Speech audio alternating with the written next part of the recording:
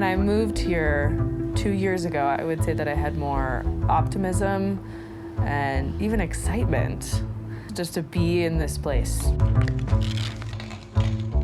We had moved here to pursue a good life, but there's something that we didn't know about. Things started to fall apart. It wasn't this quaint little cute place that it seems like on the outside. It feels angry. We came to the decision within the last few months to move out.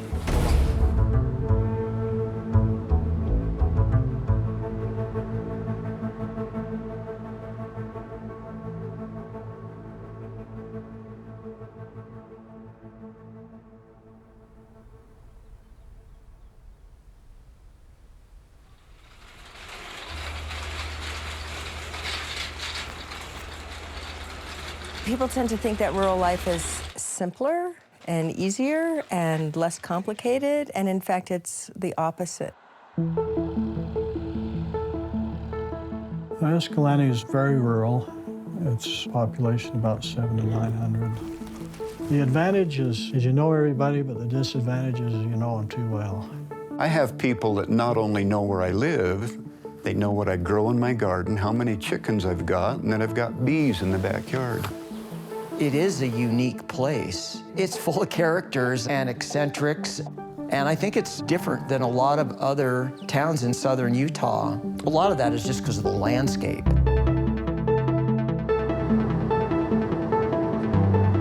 The first time I found out about Escalante, I was traveling through on a trip with my boyfriend.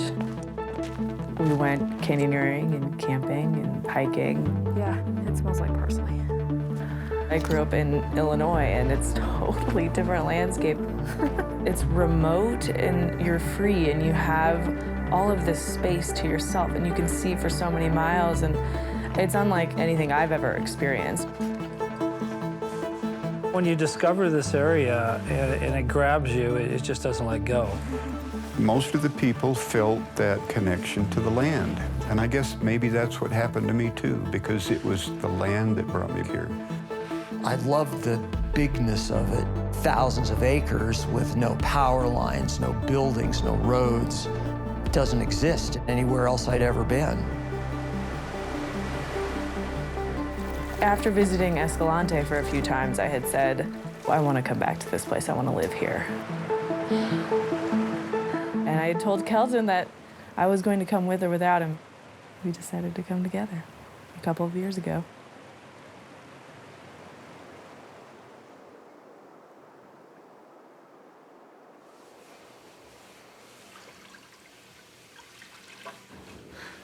It was a huge step for us to move here. For Kelton, he had never been away from Colorado, and for me, I was moving even farther away from my family. And then being able to recreate whenever we wanted, it was unbelievable. It was exactly what we wanted to be doing at the time. I had lived in a little bit of a rural place, but I had never lived in a small town. And as soon as I got here, just the fact that you'd be going to the post office or the grocery store and you'd see the same people, it was just, I absolutely loved it.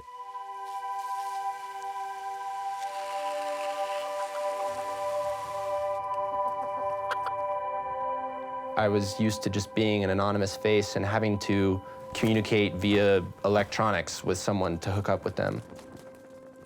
But here, you can just walk to someone's house. You see them walking around town. We were excited to be seeing our neighbors and to be seeing the same people. We started to get more involved in the community and some different things going on around town. And one of those things was the land management issue in wilderness.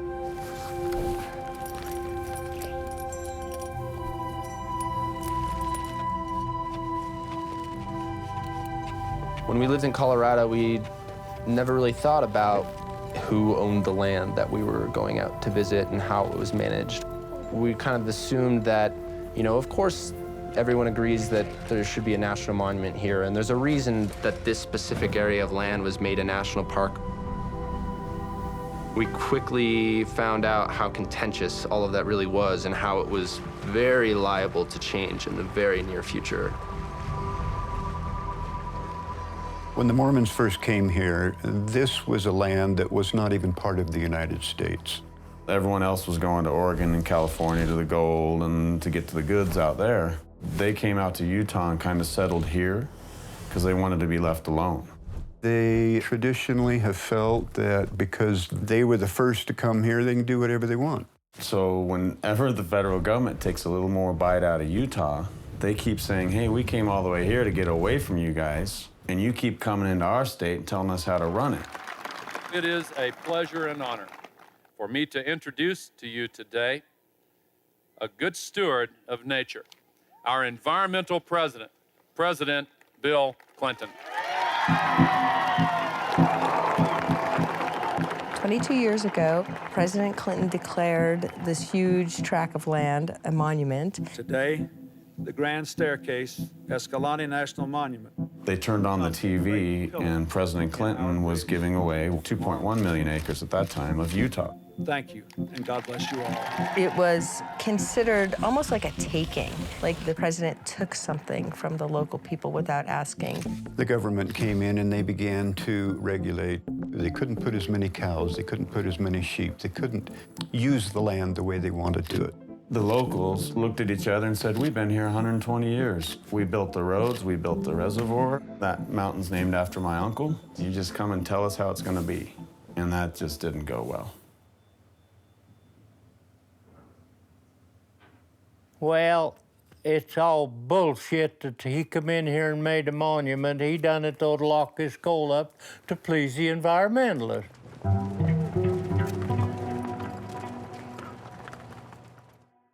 Our way of life was a lot different back then than it is today, all right. I was probably 15, 16 years old. I remember coming out on the flat down there gathering cattle, that there was 20 to 25,000 head of cattle. The most beautiful picture, I'll never forget it. Every little kid, everybody wants to be a cowboy. We never quit wanting to be one, I guess. You do a lot of riding and seeing a lot of country, and it's fun. That's why you do it. I mean, you don't do this for the money. We live here, the locals live here because we love the land. We love this area. We make sacrifices to live here. I'm sure most people who live here could make a lot more money living somewhere else. The monument has been detriment to us because they just built it and left it.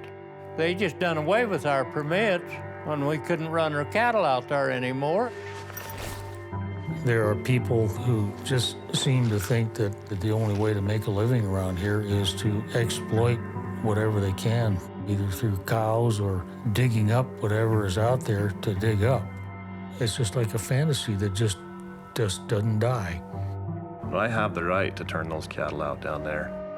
I just want to go out here and I want to run this business and I want to be left alone. When they created the monument here, it really divided this community. There's one side that would love to go out and exploit the land, and there's another group that would like to come in here and preserve it. 20 years of division, and it's been hard to try to bring it back together. It became clear, spending time around town going to restaurants, that only certain types of people go to certain types of places. Longtime residents, people who grew up here, they will only go to this restaurant in town, and then move-ins or tourists or anyone else will go to this other restaurant in town. So that became obvious right away. We started to realize how hard it was to kind of connect with people on a regular basis. We just wouldn't see certain people around town. Our neighbors, they're just east of our house. I'm doing dishes, I can see them pull into their driveway. We didn't communicate with each other when we first moved in. There were no cookies, there was no going over to each other's houses or anything like that. It might be fair to say that people who move here are guilty of being an environmentalist until proven otherwise. In Escalante, probably even more so than other places, they do draw a line in the sand.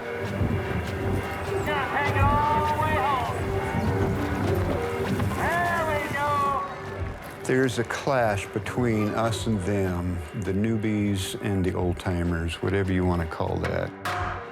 I've been called a fucking environmentalist twice around here. I won't use the word I want to, but they're sneaky. There's people that hate me that don't even know me because I run cattle on public land. Anything that goes wrong gets blamed on an environmentalist. It doesn't matter if your TV doesn't work, your dog dies, your wife divorces you, you got a flat tire. It's always the environmentalist's fault. I had a guy, kind of an environmentalist here in town. His daughter was an aide at the school, and she come home and told her dad, the Phillips kids are actually pretty smart. Like, she was surprised. They think that we're ranching or farming because we're too dumb to do anything else. The hard part is people maintaining the respect for where the other person's coming from. If you don't know what that other person's experience has been, you're probably not going to have a lot of respect for their attitudes and opinions and politics. Good job, I've come to Utah to take a very historic action, to reverse federal overreach and restore the rights of this land to your citizens. President Trump decided to cut the monument into pieces. It's a political payback for politicians in Utah. Now that they've downsized it, it kind of opened old wounds.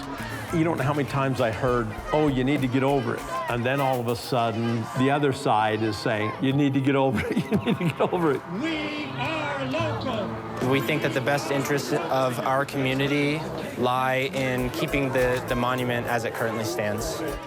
Once we had picked a side, we had just voiced our opinion. That issue is always at the forefront. It's almost like you're wearing a badge. When I approached them in the heat of the moment, I probably should have communicated a little bit better rather than flashing a finger.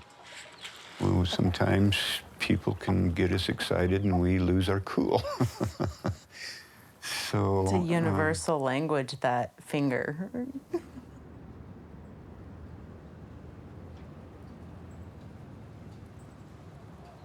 My neighbor, who has been passed away here for 15 years now, to her dying days, she said, I am an outsider. Even though I've lived here for nearly 50 years, I'm still an outsider.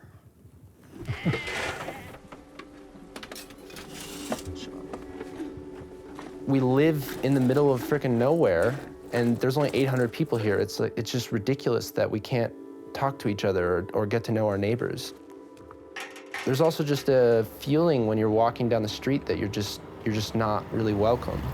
It doesn't matter how many times you see some of these people, they still think you're not from here and you're a tourist. After a while, and it's the same people asking you if you live here, it made me feel like I wasn't a part of this place, that I would always be an outsider. We really wanted to be welcomed. We wanted to be a part of this community. We came here to be here.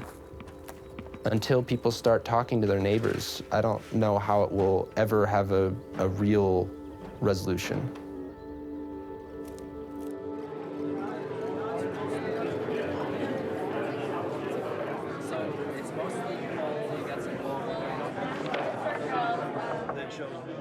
I don't like going to BLM scoping meetings and county commission meetings and stuff, but you kind of feel like you have to defend yourself.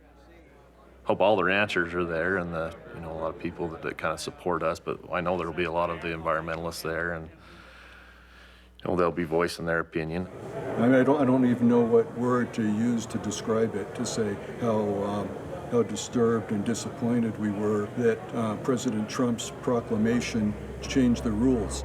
Seeing how they've downsized the monument, right now they're rewriting the new monument plan. More than half. Tonight, they're allowing the people to voice what they think would be good for the new plan. And it's a good time for people to get together, to talk about it, and to give your view, allow your voice to be heard. I think the fathers of this monument realized that we need to protect our open spaces. We need to keep them for the future because that's all we're going to have. Now, most of them think they're trying to help and think that they're doing the right thing, coming here and trying to save the monument. I don't know what they're trying to save it from, but... They think they're environmentalists, that we're ruining the areas. I wish we could get through to them that we care more probably about this area than they do. They've never lived here. We was born and raised here. This is home to us. I'm to the point where I don't think it's going to make any difference. Why don't you think that it'll do anything? Because the local people are outnumbered by people who don't live here, who may never be here. When people first started to come here at Escalante, we threw the red carpet out for them. We bent over backwards. The people? The people the hikers, the oh, okay. backpackers, when they started, and to see the progress and what's happening, it's heartbreaking. We're being deprived of everything we grew up with. We can't go out, we can't go out and enjoy the outside because we have to watch behind our back or we get shoved to the side. It's not fair.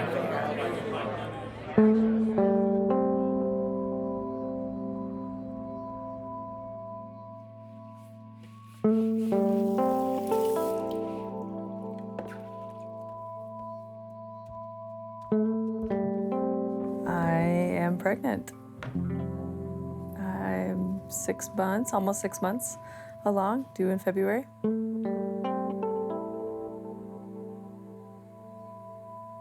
It's exciting and difficult, and I'm nervous all at the same time, but it's something that we decided together, Kelton and I, as a couple. And something I think that we have talked about for a while and have been seeking: family and connection, community. And it ties into why we're moving to Illinois, to be closer to my family and young families and kids and people who want to live a similar life. Having a pregnant wife makes a really good go-to excuse for all kinds of things and to get out of all kinds of situations. It's a really convenient answer to say that we're leaving this place because we're having a kid, but that's not actually true. We definitely decided before baby was in the picture that this place was not adequate. Once baby was in the picture, we were aware that even more so this place that we needed to leave.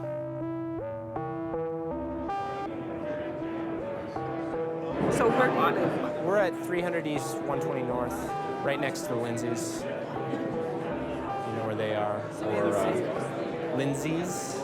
Oh, Michelle. Why?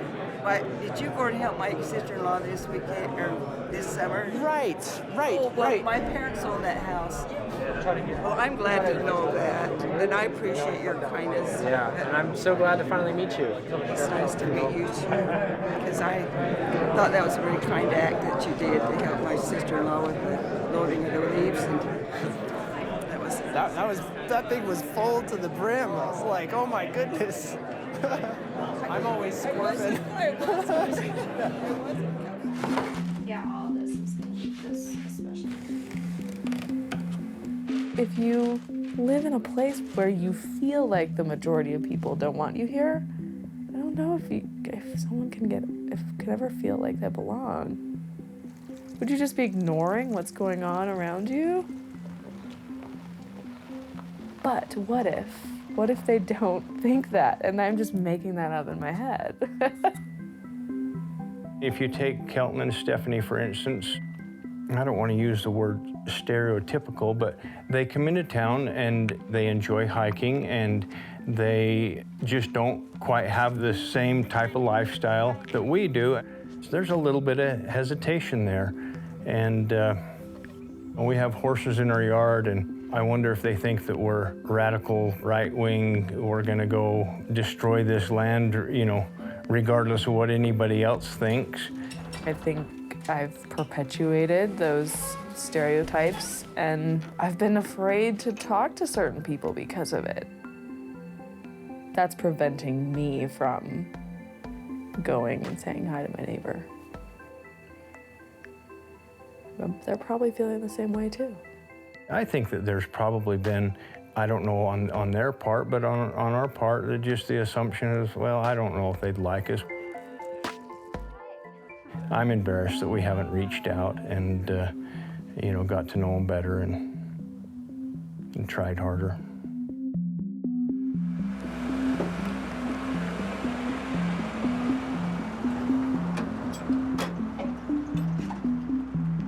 It all comes down to, do I feel peace in my heart about what I've done today?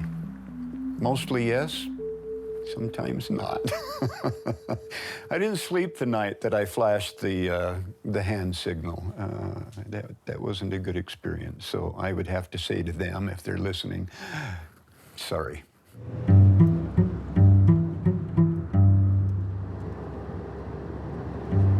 To me, respect is part of that whole pool of manners thing. Being respectful of people and respecting that they have other opinions and they have other life experiences that have led them there. And once you catch a glimpse of that, if you're open to catching a glimpse of it, it's formative.